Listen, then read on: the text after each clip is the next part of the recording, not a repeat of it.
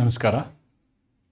ಈ C P ಸಿಗೆ ಸಂಬಂಧಪಟ್ಟಂತಹ ಇನ್ನೊಂದು ಅತಿ ಪ್ರಮುಖವಾದಂತಹ ವಿಷಯವನ್ನು ನಾವಿವತ್ತು ಚರ್ಚೆ ಮಾಡೋರಿದ್ದೀವಿ. ಅದಕ್ಕೆ ನಾವು ಏನಂತ ಹೇಳ್ತೀವಿ ಅಂತಂದರೆ ಮಧ್ಯಂತರ ಆದೇಶ ಅಂತಕ್ಕಂಥದ್ದು, or it is called interim orders. So today we are discussing this aspect, very important aspect for civil litigants. Civil lawyer ಅಥವಾ ನ್ಯಾಯವನ್ನು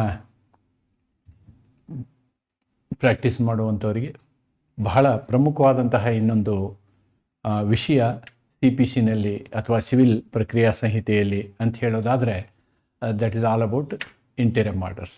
ಸಾಮಾನ್ಯವಾಗಿ ಶೂಟ್ನ ಫೈಲ್ ಮಾಡಿದ ತಕ್ಷಣ, ದಾವೆ ಫೈಲ್ ಮಾಡಿದ ತಕ್ಷಣ ಪ್ರಮುಖವಾಗಿ ಮಹತ್ವ ಬರೋದು ಈ ಇಂಟರಿಮ್ ಆರ್ಡರ್ಸ್ ಬಗ್ಗೆ. ಇದರಲ್ಲಿ ಅನೇಕ ಪ್ರಕಾರದ ಇಂಟರಿಮ್ ಆರ್ಡರ್ಸ್ಗಳಿದ್ದಾವೆ. ನಾನು ಇಂಟರಿಮ್ ಆರ್ಡರ್ಸ್ ಕಾನ್ಸೆಪ್ಟ್ನ ನಿಮಗೆ ಈ ಒಂದು ವಿಡಿಯೋದಲ್ಲಿ ತೆಗೆದುಕೊಂಡು ಬರ್ತೀನಿ. ತದನಂತರದಲ್ಲಿ ನಿಮ್ಮ ಪರೀಕ್ಷೆಗೆ ಪ್ರಶ್ನೆಗಳನ್ನು ಏನು ಕೇಳಿದ್ದಾರೆ ಅವುಗಳನ್ನು ಆಧರಿಸಿ ಪ್ರಮುಖವಾದಂತಹ ಮಧ್ಯಂತರ ಆದೇಶಗಳ ಬಗ್ಗೆ ಚರ್ಚೆಯನ್ನು ಮುಂದುವರಿಸೋಣ. Therefore today I am discussing the concept of interim orders. ಮಧ್ಯಂತರ ಆಜ್ಞೆಗಳ ಅವಶ್ಯಕತೆ ನಮಗೆ ಯಾವಾಗ ಬೀಳ್ತದೆ ಅಂತಕ್ಕಂಥದ್ದನ್ನು ನಾವು ನೋಡೋದಾದರೆ, ಮಧ್ಯಂತರ ಆಜ್ಞೆಗಳ ಅವಶ್ಯಕತೆ ನಮಗೆ ಯಾವಾಗ ಬೀಳುತ್ತೆ ಅಂತ ಹೇಳಿ ನೋಡೋದಾದರೆ, ಈ ಒಂದು ಸಿನಾಪ್ಸಿಸಲ್ಲಿ ನಾನು ಅದನ್ನು ಚರ್ಚೆ ಮಾಡ್ತೀನಿ. ಅಂದರೆ ಅದರಲ್ಲಿ ತಾತ್ಕಾಲಿಕ ತಡೆಯಾಜ್ಞೆ ಅಂತ ಬರ್ತದೆ, ತಾತ್ಕಾಲಿಕವಾಗಿ ತಡೆಯಾಜ್ಞೆಯನ್ನು ಕೊಡುವಂಥದ್ದು ಬರ್ತದೆ. ಆಮೇಲೆ ರಿಸೀವರ್ ನೇಮಕಾತಿ, ಅಪಾಯಿಂಟ್ಮೆಂಟ್ ಆಫ್ ರಿಸೀವರ್ ಬರ್ತದೆ. ಆಮೇಲೆ ಮಧ್ಯಂತರವಾಗಿ ವಸ್ತುಗಳನ್ನ ಮಾರಾಟ ಮಾಡಬೇಕಾಗ್ತದೆ. ಮಾರಾಟ ಮಾಡದೆ ಹೋದರೆ ವಸ್ತುಗಳೇ ಹಾಳಾಗಿ ಹೋಗುವಂಥ ಪೆರಿಷಬಲ್ ಗೂಡ್ಸ್ ಅಂತ ಹೇಳ್ತೀವಿ ನಾವು. ಆಮೇಲೆ ಕೆಲವೊಮ್ಮೆ ಬಂಧನ, ಸಂರಕ್ಷಣೆ, ಪರಿಶೀಲನೆ ಇದೆಲ್ಲ ಮಾಡಬೇಕಾಗ್ತದೆ. ಅಂದರೆ ಒಬ್ಬ ವ್ಯಕ್ತಿನ ಅರೆಸ್ಟೇ ಮಾಡಬೇಕಾಗ್ತದೆ ಅಥವಾ ಆಸ್ತಿಯನ್ನು ಅಟ್ಯಾಚ್ಮೆಂಟ್ ಮಾಡ್ಕೋಬೇಕಾಗ್ತದೆ. ಮತ್ತು ಅದರ ಇನ್ಸ್ಪೆಕ್ಷನ್ನು. ಆಮೇಲೆ ಅಪಾಯಿಂಟ್ಮೆಂಟ್ ಆಫ್ ಕಮಿಷನರ್, ಇದು ಬಹಳ ಮುಖ್ಯವಾದಂಥದ್ದು. ಕಮಿಷನರ್ ಅಪಾಯಿಂಟ್ಮೆಂಟ್ ಆಗಲಿ, ಟೆಂಪರರಿ ಇಂಜಂಕ್ಷನ್ ಆಗಲಿ, ಇವುಗಳನ್ನ ಅನೇಕ ಸಲ ನಿಮಗೆ 10 ಮಾರ್ಕ್ಸಿನ ಪ್ರಶ್ನೆಗೆ ಕೇಳಿದ್ದುಂಟು. ಆಮೇಲೆ ಅಟ್ಯಾಚ್ಮೆಂಟ್ ಬಿಫೋರ್ ಜಜ್ಮೆಂಟ್, ಅಂದರೆ ಇನ್ನೂ ತೀರ್ಪು ಕೊಡೋಕಿನ ಮೊದಲು ಆಸ್ತಿನ ಅಟ್ಯಾಚ್ಮೆಂಟ್ ಮಾಡ್ಕೊಳ್ಳೋದು, ಇನ್ನೂ ತೀರ್ಪು ಕೊಡೋಕಿನ ಮೊದಲು ವ್ಯಕ್ತಿನ ಅರೆಸ್ಟ್ ಮಾಡುವಂಥದ್ದು, ಅದು ಕೂಡ ಮಧ್ಯಂತರ ಆದೇಶ ಆಗ್ತದೆ. ಆಮೇಲೆ ಕಾಸ್ಟ್ ಭರಿಸುವಂಥದ್ದು, ವೆಚ್ಚವನ್ನು ಭರಿಸುವಂಥದ್ದು, ಮತ್ತು ಒಂದು ಇದಕ್ಕೆ ನೀವು ಇಂಟರಿಮ್ ಮೇಂಟೆನೆನ್ಸ್ ಚಾರ್ಜ್ ಕೊಡುವಂಥದ್ದು.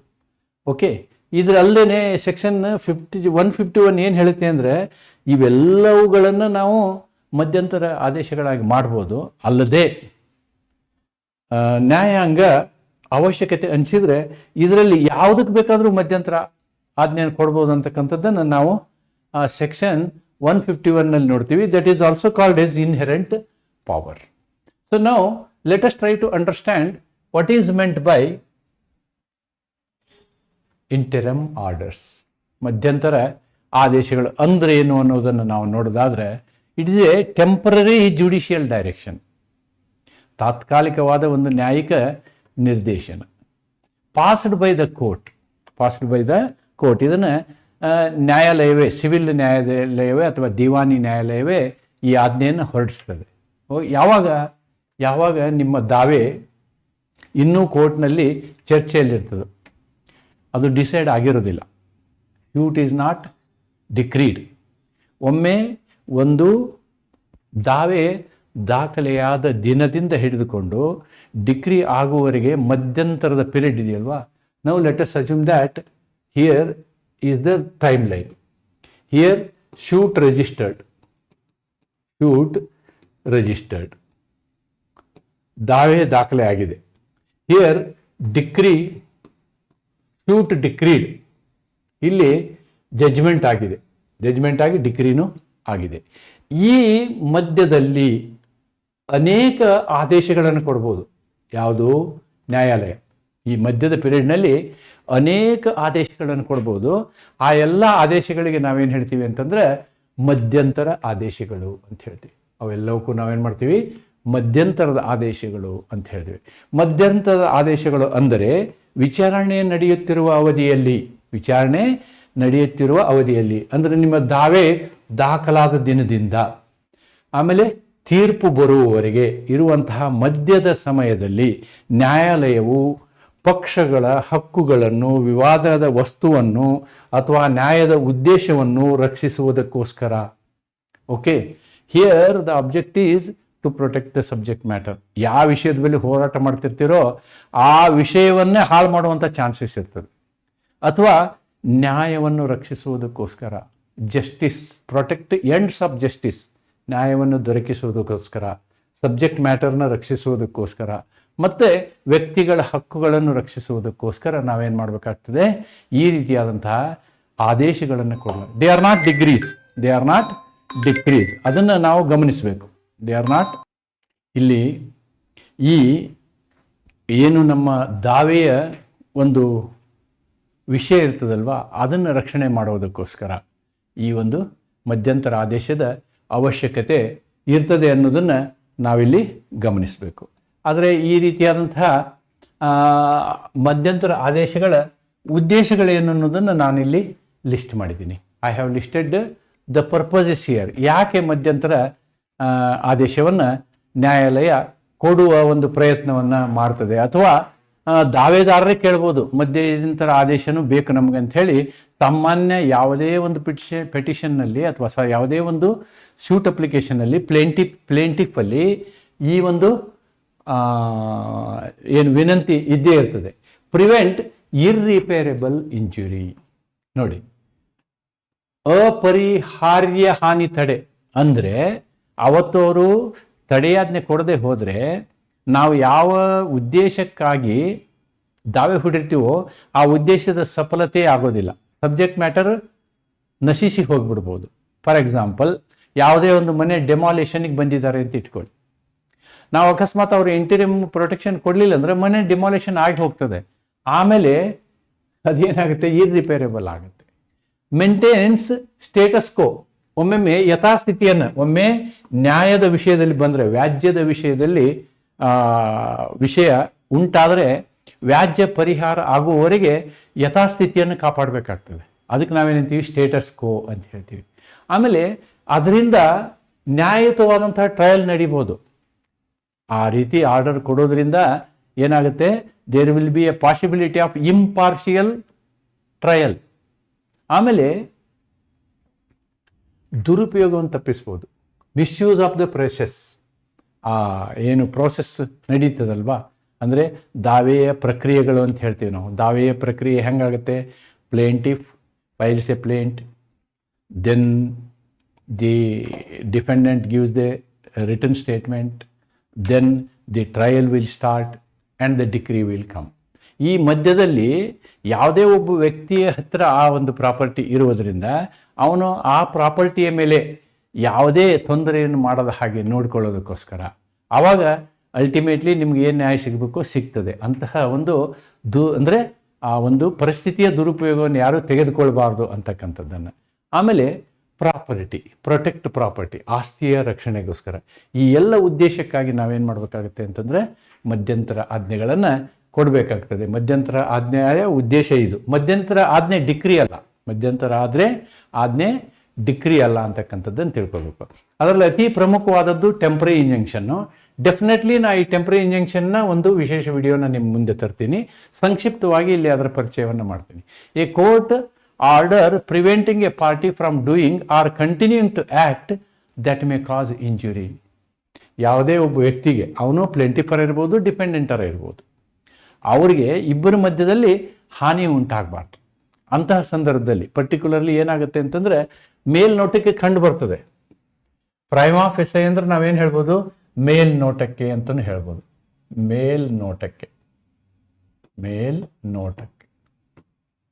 ಮೇಲ್ನೋಟಕ್ಕೆ ಏನೋ ತೊಂದರೆ ಆಗ್ತದೆ ಅಂತ ಅನಿಸುತ್ತೆ ನಮಗೆ ಅಂಥ ಸಂದರ್ಭದಲ್ಲಿ. ಆಮೇಲೆ ಎರಡೂ ಪಾರ್ಟಿಗೆ ಅನುಕೂಲ ಆಗುವ ದೃಷ್ಟಿಯಲ್ಲಿ, ಓಕೆ. ಆಮೇಲೆ ಅಪರಿಹಾರ್ಯ ಹಾನಿ ಆಗಬಾರ್ದು ಅಂತಕ್ಕಂಥ ಸಂದರ್ಭದಲ್ಲಿ ಏನು ಮಾಡ್ತೀವಿ, ಈ ರೀತಿಯಾದಂತಹ ತಾತ್ಕಾಲಿಕ ಏನು ಇಂಜೆಕ್ಷನ್ ಅಂದರೆ ಸಂರಕ್ಷಣೆ ಆಜ್ಞೆಯನ್ನು, ತಡೆಯಾಜ್ಞೆ ಅಂತ ಹೇಳೋದಕ್ಕಿಂತ ನಾವು ಸಂರಕ್ಷಣೆ ಆಜ್ಞೆ ಅಂತ ಹೇಳ್ಬೋದು. ತಾತ್ಕಾಲಿಕ ತಡೆಯಾಜ್ಞೆಗೆ ಆ್ಯಕ್ಚುಲಿ ಸ್ಟೇ ಅಂತೀವಿ ನಾವು. ಇದು ಸ್ಟೇ ಅಲ್ಲ, ಇದು ಸಂರಕ್ಷಣಾ ಆಜ್ಞೆ ಅಂತ ಹೇಳ್ಬೋದು ನಾವು. ಸಂರಕ್ಷಣಾ ಆದೇಶ ಹೀಗೂ ಹೇಳ್ಬೋದು. ಇದು ಕರೆಕ್ಟ್ ಶಬ್ದ ಅನ್ಸುತ್ತೆ ನನಗೆ, ರೈಟ್. ದೆನ್ ಇದರಲ್ಲಿ ಪದ್ಧತಿ ಹೆಂಗೆಂದ್ರೆ ಆಡ್ ಇಂಟರಿಮ್ ಇಂಜಂಕ್ಷನ್ ಮತ್ತು ಟೆಂಪರರಿ ಇಂಜಂಕ್ಷನ್ ಎರಡು ಪ್ರಕಾರ ಬರ್ತವೆ. What is add interim, what is temporary injunction ಅಂತ ಹೇಳಿ ನಾವು ಸಂಕ್ಷಿಪ್ತವಾಗಿ ಹೇಳೋದಾದರೆ, ನಾವು ಕೋರ್ಟ್ಗೆ ಹೋದ ದಿನನೇ ನಮ್ಮ ಶೂಟ್ನ ಫೈಲ್ ಮಾಡೋ ದಿನನೇ ಅಪೋಸಿಟ್ ಪಾರ್ಟಿ ಇರೋದಿಲ್ಲ. ಅಂಥ ಸಂದರ್ಭದಲ್ಲಿ ಏನಾದರೂ ಈ ರೀತಿಯಾದಂತಹ ಇರ್ರಿಪೇರೇಬಲ್ ಇಂಜುರಿ ಆಗುತ್ತೆ ಅನ್ನುವಂತಹ ಸಂದರ್ಭ ಕೋರ್ಟಿಗೆ ಮನವರಿಕೆ ಆದರೆ ಅವ್ರು ಕೊಡುವಂಥದ್ದು ಆಡ್ ಇಂಟರಿಮ್, ಅಂದರೆ ಏಕಪಕ್ಷೀಯವಾಗಿ ಇನ್ನೊಂದು ಪಕ್ಷನ ಆಲಿಸದೇನೆ ಅವ್ರು ಏನು ಮಾಡ್ತಾರೆ, ನಿಮಗೆ ಇಂಜೆಕ್ಷನ್ ಕೊಡ್ತಾರೆ, ಸಂರಕ್ಷಣಾ ಆಜ್ಞೆಯನ್ನು ಕೊಡ್ತಾರೆ. ಇದು ಒಂದು. ಇನ್ನೊಂದು, ಆ ಎರಡೂ ಪಾರ್ಟಿಯನ್ನು ಹಿಯರ್ ಮಾಡಿದ ಮೇಲೇನು ಕೊಡ್ತಾರೆ. ಈ ಸಾಧ್ಯತೆಗಳು ಇರ್ತದೆ. ಅದಕ್ಕೆ ನಾವೇನಂತೀವಿ, ಟೆಂಪರರಿ ಇಂಜಂಕ್ಷನ್ ಅಂತೀವಿ. ಇಲ್ಲೊಂದು ನಾವು ನೆನ್ಪಿಟ್ಕೋಬೇಕು, ಈ temporary injunction is available in CPC. Permanent injunction ಬೇಕು ಅಂದ್ರೆ ನೀವು ಸ್ಪೆಸಿಫಿಕ್ ರಿಲೀಫ್ ಆ್ಯಕ್ಟ್ಗೆ ಹೋಗ್ಬೇಕು. If you want permanent injunction you have to take the help of specific relief act, not CPC.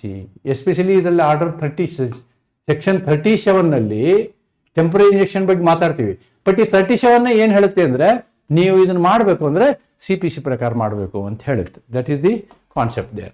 Now appointment of a receiver, this is again another important aspect of interim order. ಏನು, ಯಾವುದೇ ಒಂದು ಆಸ್ತಿ movable ಇರಲಿ immovable ಇರಲಿ property, ಅದು ಡೇಂಜರಲ್ಲಿರುತ್ತೆ. ಆ ವ್ಯಕ್ತಿ ಕೈನಲ್ಲಿದ್ದರೆ ಅವನು ಏನೇನೋ ಮಾಡಿ ಹಾಕ್ತಾನೆ. ಅದು ಹಾಗೆ ಹಾಳಾಗಬಾರ್ದು ಅನ್ನೋ ದೃಷ್ಟಿಯಿಂದ, ಅದನ್ನು ಸೇಫ್ ಗಾರ್ಡ್ ಮಾಡುವಂತಹ ದೃಷ್ಟಿಯಿಂದ ಏನು ಮಾಡ್ತಾರೆ, ಸರ್ಕಾರದ ಒಬ್ಬ ವ್ಯಕ್ತಿಯ ಕೈಗೆ ಆ ಎಲ್ಲ ಆಡಳಿತವನ್ನು ಕೊಡಲಾಗುತ್ತದೆ. ಅದಕ್ಕೆ ನಾವೇನಂತೀವಿ ಅಂದರೆ ಅಪಾಯಿಂಟ್ಮೆಂಟ್ ಆಫ್ ಎ ರಿಸೀವರ್ ಅಂತ ಹೇಳ್ತೀವಿ. ರಿಸೀವರ್ಸ್ ಪವರ್ ಏನು, ಆಸ್ತಿನ ಅವನೇ ತೆಗೆದುಕೊಳ್ಳೋದು, ಆಸ್ತಿ ಸಂಬಂಧಪಟ್ಟಂಥ ಎಲ್ಲ ವ್ಯವಹಾರನ ಅವನೇ ಮಾಡೋದು, ಅದಕ್ಕೆ ಸಂಬಂಧಪಟ್ಟಂಥ ಪ್ರಾಫಿಟ್ಟನ್ನು ಎಲ್ಲನೂ ಅವನೇ ಕಲೆಕ್ಟ್ ಮಾಡ್ತಾನೆ. ಆಮೇಲೆ ಆ ಒಂದು ಆಸ್ತಿಯ ರಕ್ಷಣೆಯನ್ನು ಮಾಡ್ತಾನೆ. ಇದನ್ನು ಕೂಡ ನಾನು ನಿಮಗೆ ವಿವರವಾಗಿ ಪಾಠವನ್ನು ಮಾಡಲಿಕ್ಕಿದ್ದೀನಿ. ದೆನ್ ಇಂಟರಿಮ್ ಸೇಲ್ ಅಂತಂದರೆ ಆರ್ಡರ್ 39 ರೂಲ್ 6 ಏನು ಹೇಳುತ್ತೆ ಅಂತಂದರೆ, when the property is perishable. ನೋಡಿ, ಅಕಸ್ಮಾತು ಈ ನ್ಯಾಯ ಬಂದಿದೆ ಅಂಥೇಳಿ ಏನು ಈ ತರಕಾರಿ ಲಾರಿನ ಹಾಗೆ ನಿಲ್ಲಿಸಿಬಿಟ್ಟು ನ್ಯಾಯ ಮುಗಿದ ಮೇಲೆ ಏನಾದ್ರು ಮಾಡೋಣ ಅಂದರೆ ಅದೆಲ್ಲ ಕೊಳತು ಹೋಗುವಂಥ ಅಂತಹ ಸಂದರ್ಭದಲ್ಲಿ ಏನು ಮಾಡ್ತಾರೆ, ಕೋರ್ಟು ತಕ್ಷಣವೇ ಅದನ್ನು ಮಾರಾಟವನ್ನು ಮಾಡ್ತದೆ. ತಕ್ಷಣ court will take action to sale the property. ಅದಕ್ಕೆ ನಾವೇನಂತೀವಿ, ಇಂಟರಿಮ್ ಸೇಲ್ ಅಂತ ಹೇಳ್ತೀವಿ, ಇಂಟರಿಮ್ ಸೇಲ್. ಆಮೇಲೆ detention, preservation and inspection. Order 39 rule 7ನಲ್ಲಿ ನಾವೇನು ಹೇಳ್ತೀವಿ ಅಂತಂದರೆ, ಯಾವುದೇ ಒಂದು ಆಸ್ತಿಗೆ ಪ್ರವೇಶ ಮಾಡುವಂತಹ ಆಜ್ಞೆ, ಆಮೇಲೆ ಅದರ ಶಾಂಪಲ್ಗಳನ್ನು ತೆಗೆದುಕೊಳ್ಳುವಂತಹ ಆಜ್ಞೆ, ಆಮೇಲೆ ಅದನ್ನು ಲಿಸ್ಟ್ ಮಾಡುವಂತಹ ಆಜ್ಞೆ, ಆಮೇಲೆ ಆ ಒಂದು ವಿಷಯವನ್ನು, ವಿವಾದಿತ ವಿಷಯವನ್ನು ರಕ್ಷಿಸುವಂತಹ ವಿಷಯದಲ್ಲಿ ಆಜ್ಞೆಯನ್ನು ಕೊಡೋದಕ್ಕೆ ನಾವು ಈ ರೀತಿಯಾದಂತಹ ಏನು ತಾತ್ಕಾಲಿಕ ಆಜ್ಞೆಗಳನ್ನು ಕೊಡ್ಬೋದು ಅಂತಕ್ಕಂಥದ್ದು. And this is another important. ನಾನು ಇಂಪಾರ್ಟೆಂಟ್ ಯಾವ ಅನ್ನೋದನ್ನು ನಿಮ್ಗೆ ಮಾರ್ಕ್ ಮಾಡಿಬಿಡ್ತೀನಿ, ಅವ್ನು ಸಪ್ರೇಟ್ ಕ್ಲಾಸ್ ಮಾಡ್ತೀನಿ. I can say yes, temporary injunction is important. I will come with a separate video for this, detailed video ಇದರ ಮೇಲೆ. Then the second one is appointment of receiver. ಇದನ್ನು ವಿಶೇಷವಾದಂಥ ವಿಡಿಯೋ ಮಾಡ್ತೀನಿ ನಾನು, ಯಾಕೆಂದರೆ ಇದರ ಮೇಲೆ ಶಾರ್ಟ್ ನೋಟ್ ಕೇಳಿದಂತಹ ಒಂದು ಪ್ರಸಂಗ ಇದೆ. Then interim sale, then comes detention and inspection, and then this is also important. ಇದ್ರ ಮೇಲೇನು ವಿವರವಾದಂಥ ವಿಡಿಯೋನ ನಾನು ನಿಮ್ಮ ಮುಂದೆ ತರ್ತೀನಿ. ಏನು ಅಪಾಯಿಂಟ್ಮೆಂಟ್ ಆಫ್ ಕಮಿಷನ್ ಅಂದರೆ, ಲೋಕಲ್ ಸ್ಥಳವನ್ನು ಪರೀಕ್ಷೆ ಮಾಡುವಂಥದ್ದು, ವಿಟ್ನೆಸ್ಸನ್ನು ಪರೀಕ್ಷೆ ಮಾಡುವಂಥದ್ದು, ಆಮೇಲೆ ತಾಂತ್ರಿಕವಾದಂತಹ ಅಥವಾ ವೈಜ್ಞಾನಿಕವಾದಂತಹ ವಿಷಯಗಳನ್ನು ಪರಿಶೀಲನೆ ಮಾಡುವಂಥದ್ದು, ಆಮೇಲೆ ಪಾರ್ಟಿಷನ್, ಇವೆಲ್ಲವುಗಳನ್ನು ಏನಾಗ್ತವೆ ಅಂತಂದರೆ, ಕೆಲವೊಮ್ಮೆ ಕೋರ್ಟ್ನಲ್ಲೇ ಮಾಡೋಕ್ಕೆ ಸಾಧ್ಯ ಆಗೋದಿಲ್ಲ, ನೀವು ಆ ಸ್ಥಳದಲ್ಲಿ ಹೋಗಿ ಮಾಡಬೇಕಾಗ್ತದೆ. ಅಂತಹ ಎಲ್ಲ ಸಂದರ್ಭದಲ್ಲಿ ಕೋರ್ಟ್ ಏನು ಮಾಡ್ತದೆ, ಯಾರನ್ನಾದರೂ ಕಮಿಷನರ್ ಅಂತ ಅಪಾಯಿಂಟ್ ಮಾಡ್ತದೆ. ಅವ್ರು ಹೋಗ್ಬಿಟ್ಟು ಈ ಎಲ್ಲ ವಿವರಗಳನ್ನು ತೆಗೆದುಕೊಂಡು ಬರ್ತಾರೆ, ಅಥವಾ ಸಾಕ್ಷಿಗಳ ಹೇಳಿಕೆಗಳನ್ನು ತೆಗೆದುಕೊಂಡು ಬರ್ತಾರೆ, ಅಥವಾ ಸ್ಥಳದ ಪರಿಶೀಲನೆಯನ್ನು ಮಾಡ್ತಾರೆ. ಇದೆಲ್ಲವನ್ನು ನಾವೇನಂತೀವಿ, ಅಪಾಯಿಂಟ್ಮೆಂಟ್ ಆಫ್ ಕಮಿಷನರ್ ಅಂತ ಹೇಳ್ತೀವಿ. ಆ ರೀತಿಯಾದಂತಹ ಒಂದು ಆಜ್ಞೆಯನ್ನು ಅವ್ರು ಹೊರಡಿಸ್ಬೋದು. Then attachment before judgement. ನೋಡಿ, ಇದ್ರ ಮೇಲೆ ನಿಮ್ಗೆ ಶಾರ್ಟ್ ನೋಟ್ ಕೇಳ್ಬೋದು. ಅಟ್ಯಾಚ್ಮೆಂಟ್ ಬಿಫೋರ್ ಜಜ್ಮೆಂಟ್ ಏನು ಅಂತಂದರೆ, ಒಬ್ಬ ವ್ಯಕ್ತಿ ಇನ್ನೇನು ನಾವು ಜಡ್ಜ್ಮೆಂಟ್ ಕೊಡಬೇಕು, ತೀರ್ಪು ಕೊಡಬೇಕು ಅನ್ನೋವರೆಗೆ ಅವನ ಆಸ್ತಿನ ಏನೇನೋ ಮಾಡುವಂಥ ಚಾನ್ಸ್ ಇರ್ತದೆ. If the dependent tries to dispose the property, ಆ ಪ್ರಾಪರ್ಟಿನ ಬೇರೆದವ್ರಿಗೆ ಮಾರ್ಲಿಕ್ಕೆ ಪ್ರಯತ್ನ ಮಾಡ್ತಾನೆ. ಅಂದರೆ ಟ್ರಯಲ್ ನಡೆದಿರ್ತದೆ, ಈ ಟ್ರಯಲ್ ಇಲ್ಲಿ ಡಿಕ್ರಿ ಆಗಬೇಕು, ಇಲ್ಲೆಲ್ಲ ಟ್ರಯಲ್ ಎಲ್ಲ ಮುಗಿದಿರ್ತದೆ. ಈ ಪೀರಿಯಡಲ್ಲಿ, ಮಧ್ಯದ ಪೀರಿಯಡಲ್ಲಿ ಅವನು ಆಸ್ತಿನೇ ಲಫ್ಟಾಯ್ಸಕ್ಕೆ ನೋಡ್ತಿರ್ತಾನೆ. ಅಂಥ ಸಂದರ್ಭದಲ್ಲಿ ಮೊದಲೇ ಏನು ಮಾಡ್ತಾರೆ, ಆಸ್ತಿನ ಅಟ್ಯಾಚ್ಮೆಂಟ್ ಮಾಡ್ಕೊಂಡ್ಬಿಡ್ತಾರೆ. ಅಂದರೆ ಆ ಏನು ನಿಮ್ಮ ಕ್ಲೇಮ್ ಇರ್ತದಲ್ಲ, ಕ್ಲೇಮ್ ಇರ್ತಕ್ಕಂಥ ಆಸ್ತಿ ಬೇರೆಯವ್ರಿಗೆ ಹೋಗಿ ಮತ್ತೊಂದು ಕಾಂಪ್ಲಿಕೇಶನ್ ಆಗಬಾರ್ದು. ಅದನ್ನು ಅವಾಯ್ಡ್ ಮಾಡೋಕ್ಕೋಸ್ಕರ ಅಟ್ಯಾಚ್ಮೆಂಟ್ ಬಿಫೋರ್ ಜಜ್ಮೆಂಟ್ ಆದ್ಮೇಲೂ ಮಾಡುವಂಥದ್ದಿದೆ, ಮೊದಲೂ ಮಾಡ್ಬೋದು. ಅದೇ ಥರ ಅರೆಸ್ಟ್ ಬಿಫೋರ್ ಜಜ್ಮೆಂಟ್, ಬರೀ ಅಟ್ಯಾಚ್ಮೆಂಟ್ ಅಲ್ಲ, ಅಟ್ಯಾಚ್ಮೆಂಟ್ ಮಾಡಿದ ಮೇಲೇನೂ ಅಥವಾ ಅಟ್ಯಾಚ್ಮೆಂಟ್ಗೆ ಹೊರತಾಗಿಯೂ ಅರೆಸ್ಟು ಮಾಡ್ಬೋದು. ಅರೆಸ್ಟ್ ಬಿಫೋರ್ ಜಜ್ಮೆಂಟ್ ಅಂದರೆ ಈ ಆಸ್ತಿಯನ್ನು ಹಾನಿ ಮಾಡುವಂತಹ ಒಂದು ಪ್ರಸಂಗ ಇತ್ತು ಅಂತಂದರೆ ಓನ್ಲಿ ಎಕ್ಸೆಪ್ಷನಲ್ ಕೇಸಸ್. ಅರೆಸ್ಟ್ನ ಸಾಮಾನ್ಯವಾಗಿ ಅಟ್ಯಾಚ್ಮೆಂಟ್ ಮಾಡ್ಬೋದು. ಅರೆಸ್ಟ್ನ ಅತಿ ಕಠಿಣ ಪರಿಸ್ಥಿತಿಯಲ್ಲಿ ಬೇರೆ ದಾರಿ ಇಲ್ಲ ಅಂದಾಗ ಅರೆಸ್ಟ್ ಮಾಡುವಂಥದ್ದನ್ನು ನಾವು ನೋಡ್ತೀವಿ. ಇದು next comes security for costs. ಸಾಮಾನ್ಯ ಏನಾಗುತ್ತೆ ಅಂತಂದರೆ ಆ ಪ್ಲೇಂಟಿಫು ಸುಮ್ಮನೆ ಕೇಸ್ ಹಾಕ್ಬೋದು, ಅಥವಾ ಪ್ಲೇಂಟಿಫ್ ಕೇಸ್ ಹಾಕಿರ್ತಾನಲ್ಲ ಅವನು ಹಾಕಿದಂಥ ಕೇಸ್ ಹೆಂಗಿರುತ್ತೆ ಅಂತಂದರೆ ಅವನು ಇಂಡಿಯಾದಲ್ಲಿ ಇರಲಿಕ್ಕೆಲ್ಲ ಎಲ್ಲೋ ಇರ್ತಾನೆ, ಕೇಸು ನಡೀತಾ ಇರ್ತದೆ. ಇಲ್ಲೇನಾಗುತ್ತೆ, ಡಿಪೆಂಡೆಂಟ್ಗೆ ಸುಮ್ಮನೆ ಖರ್ಚಾಗ್ತಾ ಇರುತ್ತೆ, ಆದ್ದರಿಂದ ಡಿಪೆಂಡೆಂಟ್ ಅನ್ನ ರಕ್ಷಣೆ ಮಾಡುವ ಸಲುವಾಗಿ, ಪ್ರತಿವಾದಿಯನ್ನ ರಕ್ಷಣೆ ಮಾಡುವ ಸಲುವಾಗಿ ಪ್ಲೇಂಟಿಫ್ಗೆ ಈ ಒಂದು ವ್ಯಾಜ್ಯಕ್ಕೆ ಎಷ್ಟು ಖರ್ಚಾಗ್ತದೆ ಅಷ್ಟು ಹಣ ನೀನು ಕಟ್ಟು ಅಂತ ಹೇಳ್ಬೋದು. ಆ ರೀತಿಯಾದಂತಹ ಆಜ್ಞೆಯನ್ನು ಕೊಡ್ಬೋದು. ಅದಕ್ಕೆ ನಾವೇನಂತೀವಿ, ಸೆಕ್ಯೂರಿಟಿ ಫಾರ್ ಕಾಸ್ಟ್ಸ್ ಅಂತ ಹೇಳ್ತೀವಿ. The court may require plaintiff to deposit security for cost. ಯಾರ ಕಾಸ್ಟು, ಯಾರ ವೆಚ್ಚ? ಪ್ರತಿವಾದಿಯ ವೆಚ್ಚವನ್ನು. ಅದಕ್ಕೋಸ್ಕರ ನೀನು ಕೋರ್ಟಿಗೆ ದುಡ್ಡು ಕಟ್ಟು ಅಂತ ಹೇಳಿ ಹೇಳ್ಬಹುದು. Then interim maintenance, custody in civil matrimonial suits. Normally ಏನಾಗುತ್ತೆ ಅಂತಂದರೆ ಈ ವೈವಾಹಿಕ ಜೀವನದಲ್ಲಿ ನಾವು ಮೇಂಟೆನೆನ್ಸ್ ಕೇಳ್ತೀವಿ. ಅಂದರೆ ಈಗ ಗಂಡ ಹೆಂಡತಿ ಜಗಳ ನಡೆದಾಗ there will be a divorce petition. Okay, divorce suit ಹಾಕಿದಾಗ ಏನಾಗುತ್ತೆ, ಹೆಂಡತಿಗೆ ಸೋರ್ಸ್ ಆಫ್ ಇನ್ಕಮೇ ಇರಲ್ಲ. ಆವಾಗ ಗಂಡ ಹೆಂಡತಿಗೆ ಆಕಿನೂ ನ್ಯಾಯವನ್ನು ನಡೆಸಲಿಕ್ಕೋಸ್ಕರ ಆಕಿಗೂ ಖರ್ಚನ್ನು ಅವನೇ ಕೊಡಬೇಕಾಗ್ತದೆ ಅಂತಕ್ಕಂಥದ್ದು maintenance. Then inherent power. This is again very important section, and in this section court has got tremendous power. Court may pass any interim order, ಯಾವುದೇ ತಾತ್ಕಾಲಿಕ ಸಂರಕ್ಷಣಾ ಆಜ್ಞೆಯನ್ನು ಅವ್ರು ಹೊರಡಿಸಬಹುದು. Any interim order for ends of justice. ಉದ್ದೇಶ ಏನು? Ultimately ನ್ಯಾಯ ಸಿಗಬೇಕು. Prevent abuse of process. ಈ ಒಂದು CPCಯ ಪ್ರೊಸೆಸ್ನ ದುರುಪಯೋಗ ಮಾಡಿಕೊಳ್ಳುವುದನ್ನು ತಪ್ಪಿಸುವುದಕ್ಕೋಸ್ಕರ ಅಥವಾ ನ್ಯಾಯವನ್ನು ದೊರಕಿಸುವುದಕ್ಕೋಸ್ಕರ ಯಾವುದೇ ರೀತಿಯಾದಂತಹ ಆಜ್ಞೆಯನ್ನು ಸಿವಿಲ್ ನ್ಯಾಯಾಲಯ ಹೊರಡಿಸ್ಬೋದು ಅನ್ನೋ ಒಂದು ಅಧಿಕಾರವನ್ನು ನಮಗೆ ಎಲ್ಲಿ ಕೊಟ್ಟಿದ್ದಾರೆ? ಸೆಕ್ಷನ್ 151 ಆಫ್ CPCನಲ್ಲಿ ಕೊಟ್ಟಿದ್ದಾರೆ. ನ್ಯಾಯ ಸಾಧನೆಗೆ ಅಥವಾ ಪ್ರಕ್ರಿಯೆಯ ದುರುಪಯೋಗ ತಡೆಯಲು ಅಗತ್ಯವಾದ ಯಾವುದೇ ಮಧ್ಯಂತರ ಆಜ್ಞೆಯನ್ನು ನೀಡಬಹುದು. This is safety wall. ನೋಡಿ, fills the gap where CPC is silent. ಇಷ್ಟೆಲ್ಲ ಹೇಳಿದ್ವಿ ನಾವು ಮಧ್ಯಂತರ ಆಜ್ಞೆಗಳನ್ನು. ಅವು ಅಲ್ಲದೇನೂ ಇನ್ನೂ ಪ್ರಸಂಗಗಳು ಕ್ರಿಯೇಟ್ ಆದರೆ ಅದನ್ನು ಸರಿಪಡಿಸುವುದಕ್ಕೆ ಇರುವಂತಹ ಇನ್ನೊಂದು ತಡೆಯಾಜ್ಞೆ, ಇನ್ನೊಂದು ಪ್ರೊಸೆಸ್ ಯಾವುದು? ಸೆಕ್ಷನ್ 151. ಬಿಟ್ಟರೆ ಇವೆಲ್ಲ ಆರ್ಡರ್ 39 ಬರ್ತಕ್ಕಂಥವು. ಆರ್ಡರ್ 39, 40 ಹಿಂಗೆ ಬೇರೆ ಬೇರೆ ಆರ್ಡರ್ಸ್ ಇದೆ. C35A, so many orders are there, so many, this is order 25. ಈ ರೀತಿ ಬೇರೆ ಬೇರೆ ಆರ್ಡರ್ ಇದ್ದಾವೆ. There are various orders. But ಅವೆಲ್ಲವನ್ನು ಅಲ್ಲದೇ ಬೇರೆ ಏನಾದ್ರು ಇಶ್ಯೂ ಇದ್ರೆ ಈ ರೀತಿ ಮಾಡ್ಬೋದು. ಇದಕ್ಕೆ ಸಂಬಂಧಪಟ್ಟಂತಹ ಪ್ರಕರಣಗಳನ್ನು ನಾನಿಲ್ಲಿ ನಿಮ್ಮ ಮುಂದೆ ತಂದಿದ್ದೀನಿ. ಪ್ರಕರಣ 1,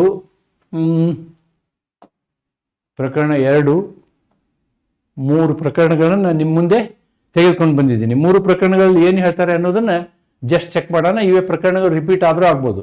supreme Court held that court possesses inherent power. Yes, this is about 151. To grant an interim injunction even when case does not fall under 39 orders. Actually 39ನಲ್ಲಿ ಇರ್ತಕ್ಕಂತಹ ರೂಲ್ಸ್ಗಳು ಇಲ್ಲದೆ ಹೋದ ಸಂದರ್ಭದಲ್ಲಿನೂ ಇಂಟಿರಿಮ್ ಆರ್ಡರ್ನ ಇಶ್ಯೂ ಮಾಡುವಂಥದ್ದು ಬೇಸಿಕಲಿ ಇರೋದು 39ನಲ್ಲಿ, ಆರ್ಡರ್ 39ನಲ್ಲಿ. ಆರ್ಡರ್ 39 ವ್ಯಾಪ್ತಿಯೊಳಗೆ ಬರದೇ ಹೋದ್ರೂ ಕೂಡ 151 ಏನಾಗುತ್ತೆ, ನ್ಯಾಯಾಂಗಕ್ಕೆ ಅಧಿಕಾರವನ್ನು ಕೊಡ್ತದೆ ಅನ್ನೋದನ್ನು ಈ ಪ್ರಕರಣದಲ್ಲಿ ಹೇಳಿದ್ದಾರೆ. ಏನಕ್ಕೆ? ತಾತ್ಕಾಲಿಕ ಸಂರಕ್ಷಣಾ ಆಜ್ಞೆಯನ್ನು ಕೊಡಲಿಕ್ಕೆ. ಎಲ್ಲೂ ಇಲ್ಲ ಅಂತಂದರೆ ಕೋರ್ಟ್ ವಿಲ್ ಯೂಸ್ 151 ಅನ್ನೋದನ್ನು ನಾವಿಲ್ಲಿ ನೋಡಬೇಕು. That is the purpose of this. Then Morgan Stanley mutual fund versus Karthik Das. The Supreme Court held that ex parte temporary injunction should be granted only in exceptional and urgent situations. Ex parte general rule is interim order cannot be issued unless both the parties are heard. P&J, RD altem partem. This is the general rule. RD altem partem. This is general rule. ಆದರೆ special circumstances ಇರುತ್ತೆ. ನಾನು ಒಂದು example ಹೇಳಿದ್ನಲ್ಲ ನಿಮಗೆ, ಮೊನ್ನೆ demolition ಮಾಡ್ತಾರೆ, ನಾಳೆ ಬಂದು ಇವತ್ತೇನೆ ಕೋರ್ಟ್ ಏನು ಮಾಡ್ಬೇಕು, ನಮಗೆ ಸ್ಟೇ ಆರ್ಡರ್ ಕೊಡ್ಬೇಕು. ಕೊಡದೇ ಹೋದರೆ ಅವ್ರಿಗೆ ನೋಟಿಸ್ ಕೊಡ ಮೇಲೆ, ನೋಟಿಸ್ ಕೊಡೋಕ್ಕಿಂತ ಮೊದಲು, ಅವ್ರು ನೋಟಿಸ್ ರಿಸೀವ್ ಆಗೋಕ್ಕಿಂತ ಮೊದಲು ಮನೆ ಒಡೆದು ಹಾಕ್ತಾರೆ. ಅಂತಹ ತುರ್ತು ಸಂದರ್ಭಗಳಲ್ಲಿ ಮಾತ್ರ ಏನು ಮಾಡಬೇಕು, ಎಕ್ಸ್ ಪಾರ್ಟೆ ಟೆಂಪರರಿ ಇಂಜೆಕ್ಷನ್ ಕೊಡಬೇಕು ಅನ್ನೋದನ್ನು ಈ ಪ್ರಕರಣದಲ್ಲಿ ಹೇಳಲಾಗುತ್ತೆ. That is the principle. Then Meherwal Khevji Trust versus Baldev Das. Supreme Court emphasized that court should not pass interim orders that may alter the property rights irreversibly. ಕೋರ್ಟೇ ತಾನು ಆರ್ಡರ್ ಕೊಡೋದ್ರಿಂದ ಆ ಪ್ರಾಪರ್ಟಿಯ ಹಕ್ಕುಗಳು ಉಲ್ಟಾ ಪಲ್ಟಾ ಆಗಬಾರ್ದು. ಅಂಥ ಸಂದರ್ಭದಲ್ಲಿ ಆ ರೀತಿಯಾದಂತಹ ತಾತ್ಕಾಲಿಕ ಆಜ್ಞೆಗಳನ್ನು ಕೊಡಬಾರ್ದು ಅನ್ನೋದನ್ನು ಈ ಪ್ರಕರಣದಲ್ಲಿ, ಮೂರನೇ ಪ್ರಕರಣದಲ್ಲಿ ಹೇಳಲಾಗುತ್ತೆ. Okay, with this I am trying to overall tell you, overall view, ಇದು ಜನರಲ್ ವ್ಯೂ ನಾನು ನಿಮಗೆ ಕೊಡ್ತಾ ಇರೋದು. Overall interim orders under CPC act as A shield. ಎಲ್ಲಿ ಬರ್ತದೆ ಇದು? ಆರ್ಡರ್ 39 ಬರುತ್ತೆ. ಆರ್ಡರ್ 39 ನಲ್ಲಿ ಈ ಪ್ರಾವಧಾನ ಇದೆ. Courts must strike A careful balance between protecting parties, preventing misuse of interim relief. ನೋಡಿ, ಈ ಮಧ್ಯಂತರ ಆಜ್ಞೆಗಳ ದುರುಪಯೋಗವೂ ಆಗಬಾರ್ದು, ಮತ್ತೇನಾಗಬೇಕು, ಎರಡೂ ಪಕ್ಷಗಳ ರಕ್ಷಣೆನೂ ಆಗಬೇಕು. ಆ ರೀತಿಯಲ್ಲಿ ಮಾತ್ರ ಮಧ್ಯಂತರ ಆಜ್ಞೆಗಳ ಅಧಿಕಾರವನ್ನು ನ್ಯಾಯಾಲಯ ಬಳಸಬೇಕಂತಕ್ಕಂಥದ್ದನ್ನು ನಾವಿಲ್ಲಿ ಗಮನಿಸಬೇಕು. For example, ex parte interim relief ಕೊಟ್ಟರು ಅಂತ ಇಟ್ಕೊಳ್ಳಿ. ಎಕ್ಸ್ ಪಾರ್ಟೆ ಇಂಟೀರಿಯಂ ರಿಲೀಫ್ ಕೊಟ್ಟ ಕೂಡಲೇ ಅಪೋಸಿಟ್ ಪಾರ್ಟಿ ಅದನ್ನು ಅಬ್ಜೆಕ್ಷನ್ ಮಾಡ್ಬೋದು. They can object it, they have got a scope ಅವರು. ಆದರೆ ಅವತ್ತಿನ ದಿವಸ ಅದರ ಅರ್ಜೆನ್ಷನ್ ನೋಡಿಕೊಂಡು ಇಶ್ಯೂ ಮಾಡುವಂಥದ್ದು. ಅಂದರೆ ಮಧ್ಯಂತರ ಆಜ್ಞೆ ಇಡೀ ನ್ಯಾಯಿಕ ವ್ಯವಸ್ಥೆಯನ್ನು ರಕ್ಷಿಸುವುದಕ್ಕೋಸ್ಕರ ಉಪಯೋಗಿಸುವಂತಹ ಒಂದು ಸಾಧನ. ಈ ಸಾಧನವನ್ನು ನಾವು ಒಂದು ದಾಖಲಾದ ದಿನದಿಂದ ಡಿಕ್ರಿ ಆಗುವವರೆಗಿನ ಮಧ್ಯಂತರ ಅವಧಿಯಲ್ಲಿ ಘಟನೆಗಳು ನಡೆಯುವುದನ್ನು ತಪ್ಪಿಸುವುದಕ್ಕೋಸ್ಕರ ನಾವೇನು ಮಾಡ್ತೀವಿ, ಮಧ್ಯಂತರ ಆಜ್ಞೆಗಳನ್ನು ಮಾಡ್ತೀವಿ ಅಂತಕ್ಕಂಥದ್ದನ್ನು ನೀವು ಗಮನಿಸಬೇಕು. This is all about the introduction to interim injunctions. Interim injunctions. Interim injunctions are various type. ಆ ವೇರಿಯಸ್ ಟೈಪನ್ನು, ಮಹತ್ವದ ಇಂಟರಿಮ್ ಇಂಜಂಕ್ಷನ್ಗಳನ್ನು ನಾನು ನಿಮಗೆ ಮುಂದಿನ ವಿಡಿಯೋಗಳಲ್ಲಿ ನಿಮ್ಮ ಗಮನಕ್ಕೆ ತರ್ತೀನಿ ಅಂತ ಹೇಳ್ತಾ ಇವತ್ತಿನ ಈ ವಿಡಿಯೋನ ಇಲ್ಲಿಗೆ ಮುಕ್ತಾಯ ಮಾಡಿಸ್ತೀನಿ. ಇನ್ನೊಂದು ಅಂದರೆ, ನಾನು ಹಿಂದಿನ ಪಾಠ ಮಾಡುವಂತಹ ಸಂದರ್ಭದಲ್ಲಿ ಒಂದು ಸ್ವಲ್ಪ ಬ್ಯಾಕ್ಗ್ರೌಂಡ್ ಕ್ರ್ಯಾಕಿಂಗ್ ಸೌಂಡ್ ಬರೋದು ನಿಮ್ಗೆ ಆಡಿಯೋ. ಆದ್ದರಿಂದ ಹೊಸ ಆಡಿಯೋ ಟ್ರಾನ್ಸ್ಮಿಟರ್ನ ನಾನು ಪರ್ಚೇಸ್ ಮಾಡಿ ಇವತ್ತು ಪಾಠ ಮಾಡ್ತಾಯಿದ್ದೀನಿ. ಮೋಸ್ಟ್ಲಿ ನಿಮ್ಗೆ ಆ ರೀತಿಯಾದಂಥ ತೊಂದರೆ ಇನ್ನು ಮುಂದೆ ಆಗೋದಿಲ್ಲ ಅಂತ ಹೇಳ್ತಾ ಇವತ್ತಿನ ಈ ವಿಡಿಯೋನ ಇಲ್ಲಿಗೆ ಮುಕ್ತಾಯಗೊಳಿಸ್ತೀನಿ. ನಮಸ್ಕಾರ. Thank you.